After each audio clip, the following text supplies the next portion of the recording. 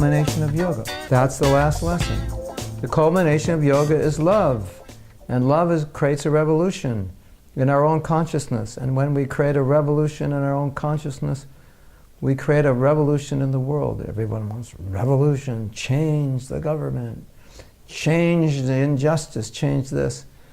The real revolution starts within our own consciousness. And love is the greatest revolution because it's so needed, and there's so much non-love going on. And non-love, which is a polite way of saying prejudice, hatred, and so forth. Non-love, it's not who we are. So when we talk about essentially who we are, love is our nature. It's why it's so obvious. You know, we love animals, we love children, we love our parents, we love our friends. It's just affection is natural.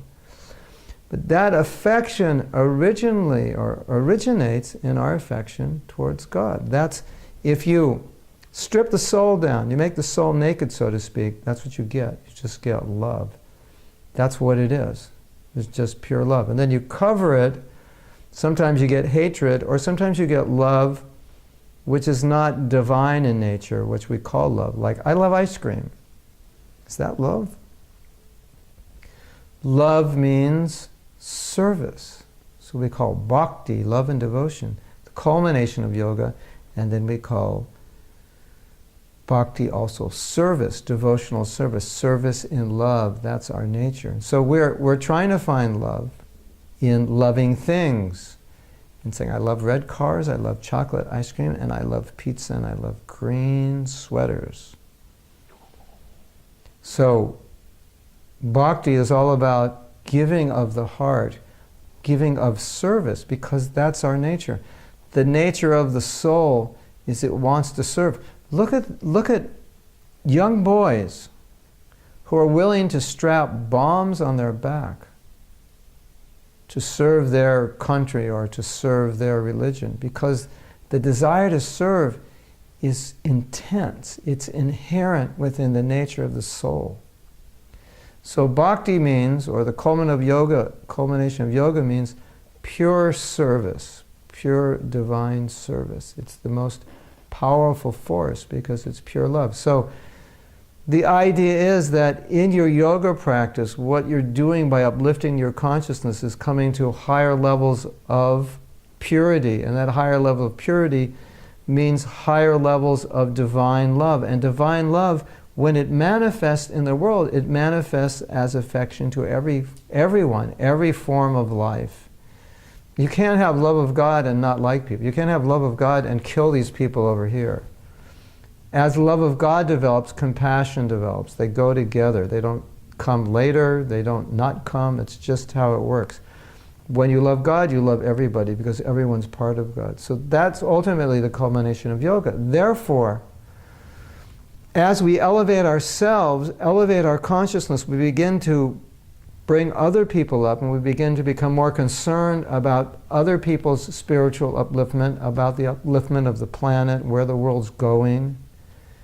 And this is really the only way we can change ourselves and thus change the world, is by uplifting our consciousness. So Bhakti Yoga is actually a revolution in consciousness, which creates a revolution in the world.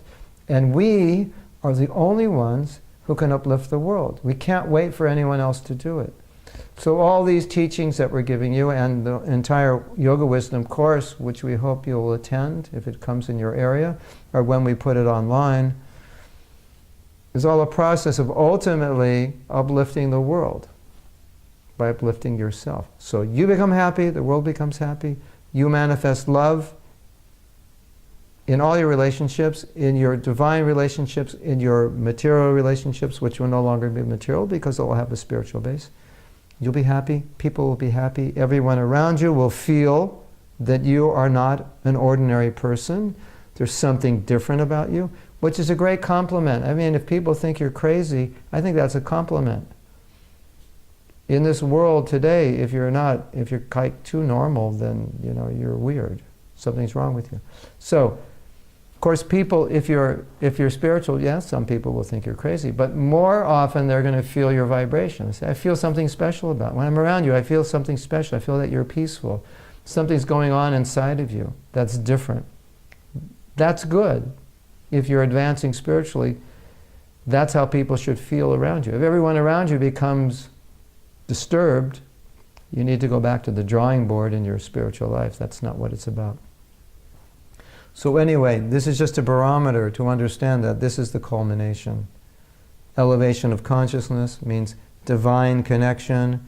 Connection is made through devotional service, loving service, where you serve without motivation, freely, purely, and then that service manifests in uplifting the world because your heart is simply there for others. So thank you for listening. We have 2 bonus lessons for you because you're so fortunate and I love you so much. So stay tuned and tune in for the next lessons.